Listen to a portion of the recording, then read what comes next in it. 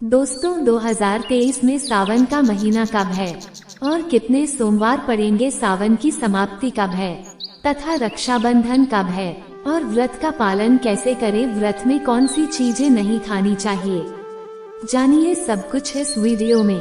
दोस्तों सावन का महीना शिव भक्तों के लिए प्यार की सौगात लेकर आता है। यही महीना है जिसे हम प्यार का महीना भी कहते हैं। साथ ही साथ से बहुत बड़ी जोरों शोरों के साथ सावन के महीने का बड़ी ही बेसब्री से इंतजार करते हैं। सावन में भगवान शिव धरती पर आकर अपने हर भक्त के घर में वास करते हैं और उनकी सच्ची भक्ति से धन धान्य करते हैं। सावन का हर एक दिन वह बहुत ही शुभ माना जाता है। हर दिन पवित्र होता है, हर दिन भगवान शिव की पूजा की जाती है। लेकिन सोमवार के व्रत की बात ही कुछ और होती है। दोस्तों सच्चे दिल से लिखे हर हर महादेव, ओम नमः शिवाय और हमारे चैनल को सब्सक्राइब करके इस बेल आइकन को जरूर दबाइएगा। दोस्तों आप जानते हैं सावन के इस पवित्र महीने में कितने सोमवार पड़ेंगे और आपको कितने व्रत रखने हैं, आइए जानते हैं। दोस्तों सावन का महीना 2023 4 जुलाई दिन मंगलवार को पड़ रहा है। बहुत ही शुभ योग बन रहा है। ये दिन साक्षात मंगलकारी है। इस दिन आप भगवान शिव की पूजा अवश्य करें। दोस्तों 4 जुलाई से शुरू हो रहा है सावन माह में इस बार शिव जी की आप पर अधिक कृपा बरसेगी, क्योंकि इस साल 8 सावन सोमवार व्रत हैं। इसमें 4 सोमवार व्रत और 4 सावन अधिक मास व्रत। दोस्तों श्रावण मास में माल मास या पुरुषोत्तम मास की वजह से इस बार 4 नहीं बल्कि 8 सोमवार के व्रत किए जाएंगे। पहले सोमवार का व्रत 10 जुलाई, दूसरे सोमवार का व्रत 17 जुलाई, तीसरे सोमवार का व्रत 24 जुलाई, चौथा सोमवार व्रत 31 जुलाई, पांचवा सोमवार 7 अगस्त, छठा सोमवार व्रत 14 अगस्त, सातवां सोमवार व्रत 21 अगस्त और 8वां सोमवार व्रत 28 अगस्त को रखा जाएगा। ऐसे में इस बार सावन पूरे 2 महीने तक रहने वाले हैं, यानी 58 दिन न कम न ज्यादा भगवान भोलेनाथ आपके घर में अस्थायी रूप से वास करने वाले हैं। तो ऐसे में दिल खोलकर भगवान शिव की उपासना और भक्ति में लग जाइए। आपको बता दें ये शुभ संयोग पूरे 19 सालों बाद पड़ा है। दोस्तों सावन का पहला सोमवार कब है? सावन के महीने का पहला सोमवार 10 जुलाई को पड़ेगा। इस दिन व्रत अवश्य रखिए, भगवान भोलेनाथ आपकी सभी मनोकामनाएं अवश्य पूर्ण करेंगे। दोस्तों सावन की समाप्ति होगी 31 अगस्त को। उस दिन रक्षाबंधन का त्योहार मनाया जाएगा। 30 अगस्त बुधवार के दिन सावन की समाप्ति होने से एक दिन पहले रक्षाबंधन का पर्व मनाया जाएगा। तो ऐसे में हम जानते हैं सावन के पवित्र महीने में कौन सी गलती नहीं करनी चाहिए, जिससे कि शिव जी नाराज न हो। और सावन में यह फल तो कभी मत खाना, नहीं तो भगवान भोले बाबा आपसे क्रोधित हो सकते हैं, आपका व्रत टूट सकता है। आइए कुछ ऐसी सावधानियां जिसे भूलकर भी नहीं करनी चाहिए। दोस्तों नंबर 1, शास्त्रों में कहा गया है कि व्रतधारी को उधार मांगकर फल आदि नहीं खाना चाहिए। इससे पाप लगता है और व्रत अधूरा रह जाता है। सोमवार का व्रत हो या कोई भी व्रत क्यों न हो, पड़ोसियों से मांगकर भी व्रत आदि में फल वगैरह नहीं खाना चाहिए। व्रत में उधार मांगकर खाने से व्यक्ति का व्रत झूठा हो जाता है। ईश्वर की शरण में आने पर व्यक्ति को झूठ नहीं बोलना चाहिए, कर्ज नहीं लेना चाहिए, चुगली आदि नहीं करना चाहिए, उधार मांगकर भी नहीं खाना चाहिए। अगर आपको कोई अपनी मर्जी से खाने के लिए व्रत में कुछ देता है तो उसे आप खा सकते हैं, लेकिन व्रत में कम से कम उधार मांगकर फल आदि नहीं खाना चाहिए। इससे पाप लगता है और व्यक्ति की पवित्रता भंग हो जाती है। दोस्तों नंबर 2, सोमवार को व्रत हो या सावन का व्रत आपको नाशपाती नहीं खाना चाहिए। दरअसल इस फल का नाम नाशपाती यानी नाश करने वाला होता है, इसलिए इस फल को व्रत में नहीं खाना चाहिए। व्रत आदि को छोड़कर किसी और दिन आप कभी भी खा सकते हैं, लेकिन अगर जिस दिन आपका व्रत हो उस दिन नाशपाती का सेवन नहीं करना चाहिए। भगवान को भी नाशपाती नहीं चढ़ाना चाहिए। दोस्तों नंबर 3, कुट्टू या सिंघाड़े का आटा खाने से भी आपका व्रत टूट सकता है। आपको बता दें लंबे समय से रखा हुआ आटा आपका व्रत भंग कर सकता है। दरअसल पुराने आटे में घुन आदि कीड़े वगैरह पड़ जाते हैं जो ठीक तरह से दिखाई नहीं देते। ऐसा आटा खाने पर दरअसल आप मांस का सेवन करते हैं और सावन में कीड़े खाना घोर पाप के बराबर माना गया है और आपका व्रत भी भंग हो जाता है। व्रत में ताज़ा आटा खाना चाहिए। लंबे समय से रखे हुए आटे में कीड़े पड़ जाते हैं, ऐसा कभी न करें। व्रत हमेशा शुद्धता में ही रखना चाहिए। सावन का महीना बड़ा ही पवित्र महीना माना गया है, इसलिए ये 5 चीजें भगवान शंकर के पास कभी न रखें। तो चलिए जानते हैं। दोस्तों, नंबर 1, जहाँ रखा हो शिवलिंग या महादेव की कोई भी प्रतिमा, तो वहाँ पर भूलकर भी चप्पल जूते लेकर नहीं जाना चाहिए। जरा सोचिए, जब आपके कमरे में कोई चप्पल लेकर प्रवेश करता है तो आपके कितना क्रोध आता है। इसी कारण महादेव भी आपसे नाराज हो जाते हैं और आपको मिलने वाला फल नष्ट हो जाता है। ऐसे में मंदिर में नंगे पांव ही प्रवेश करना चाहिए, क्योंकि चमड़े की चप्पल हमेशा अशुद्ध रहती है। इससे देव शक्ति नाराज होती है।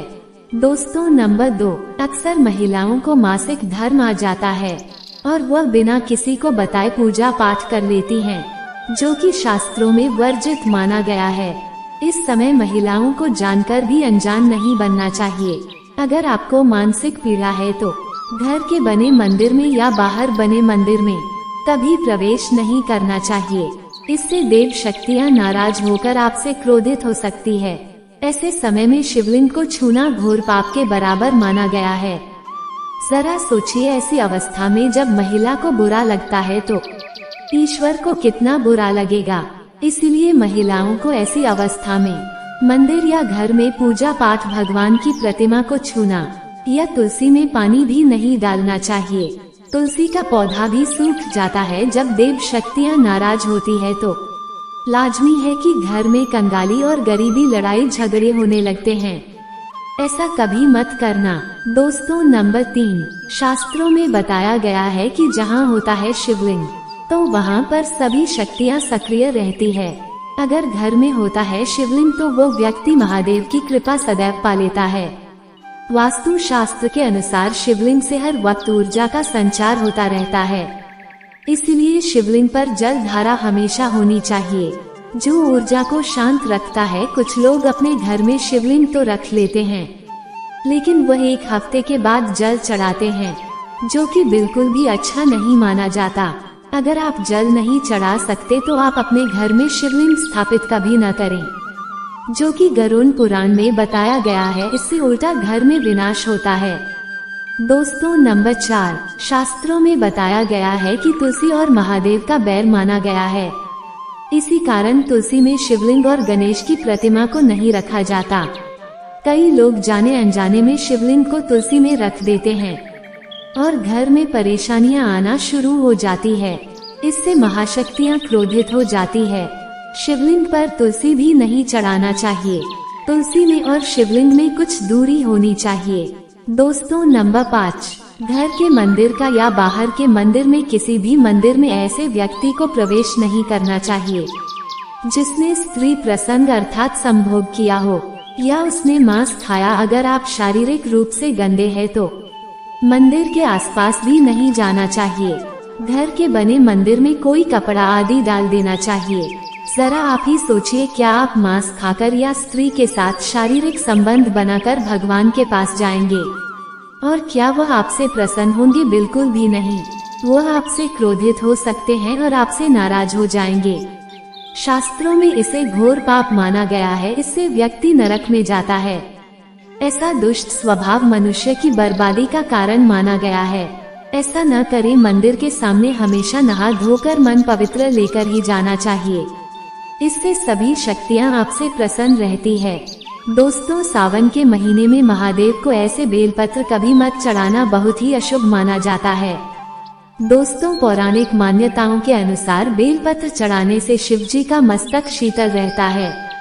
बेलपत्र से भगवान शिव की पूजा करने से दरिद्रता दूर होती है और सौभाग्यशाली बनता है। इससे हनुमान जी भी प्रसन्न होते हैं, क्योंकि वे शिव के ही अवतार हैं और इस बात को शायद ही कोई जानता हो। दोस्तों, पहले आप ये जाने कि बेलपत्र का उपयोग और इसके लाभ कैसे मिलते हैं।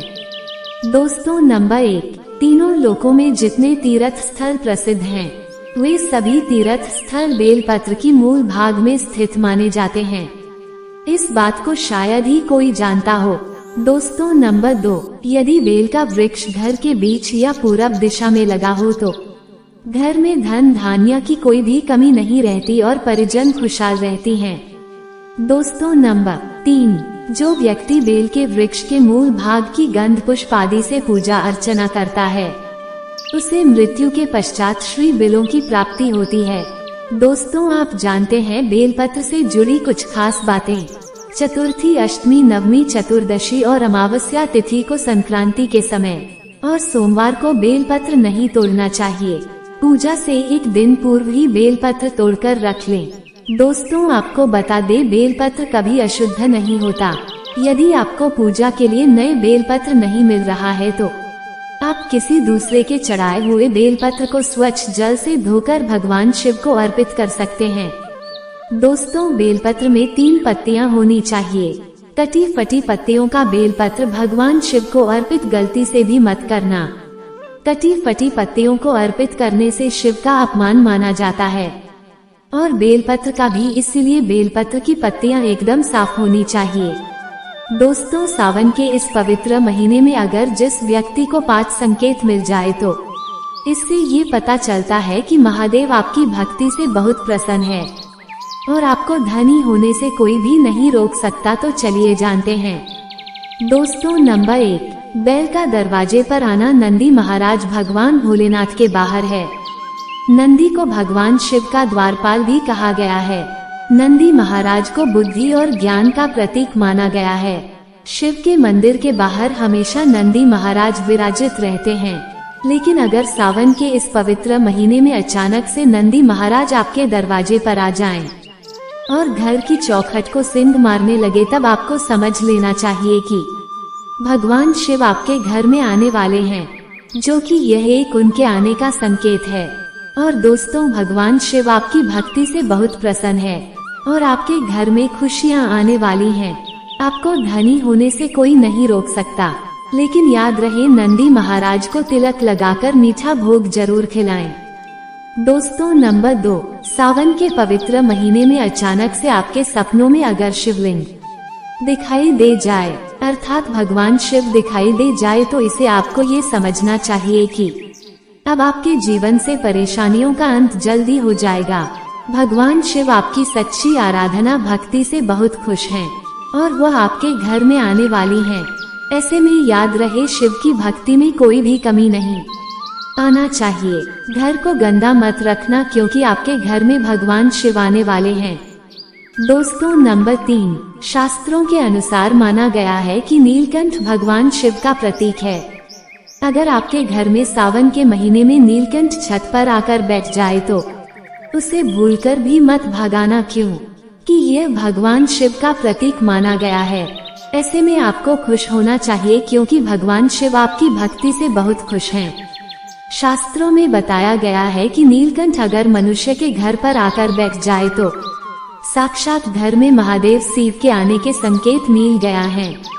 अब आपके बुरे दिन जाने वाले हैं। कहते हैं श्री राम ने इस पक्षी के दर्शन करने के बाद ही रावण पर विजय प्राप्त की थी। दोस्तों, नंबर 4, सावन के पवित्र महीने में अचानक से घर में काला सांप निकल आए तो बहुत ही शुभ माना गया है। इसे बिल्कुल भी न मारें। ये भगवान शिव के आने का संकेत है। जिनकी भक्ति से महादेव प्रसन्न होते हैं, तब महादेव किसी खास पर ही अपने दर्शन देते हैं। सावन का महीना बहुत ही पवित्र महीना माना गया है। यही वो महीना है जिसमें भगवान शिव धरती पर आते हैं और उसी घर में अपना वास बना लेते हैं जो सच्चा भक्त होता हो। सपनों में किसी मंदिर में नाग नागिन का जोड़ा देखना बहुत ही शुभ माना गया है। ये घर में भी के आने के संकेत हैं। अब आपको खुश होने की जरूरत है। दोस्तों, नंबर 5, सावन के शुभ अवसर पर सोमवार के दिन डमरू की आवाज, घंटियों की आवाज सुनाई दे जाए तो यह अत्यंत शुभ माना गया है। इसका अर्थ यह है कि भगवान भोलेनाथ आपसे प्रसन्न है और जल्द ही आपके घर और जीवन में प्रवेश करने वाले हैं, जिससे आपका आर्थिक संकट दूर होकर जीवन में सुख समृद्धि आने वाली है। महादेव आपसे बहुत खुश हैं। तो दोस्तों, महादेव की कृपा पाने के लिए एक बार भगवान शिव का जयकारा अवश्य लगाएं। धन्यवाद दोस्तों।